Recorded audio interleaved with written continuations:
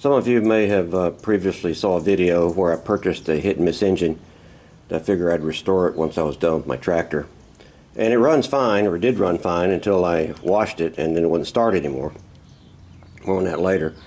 I decided to, initially I wanted just a quick fix, paint it, hence the crankcase cover has Permatex on it. But I decided, you know, why don't I just go ahead and rebuild the whole thing instead of putting lipstick on a pig. And sure enough, and when I took the crankcase cover off, I noticed a missing tooth on that particular gear. So that'll need to be replaced.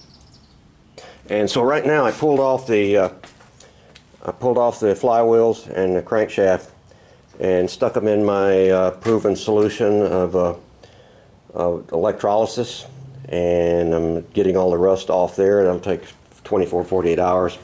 The magneto is where I think the problem was, where it wouldn't start after I washed it, and I don't know if it's a coincidence, but the brush tip was broken off. I don't know if I did it when I was disassembling the magneto. This magneto was rebuilt by a professional.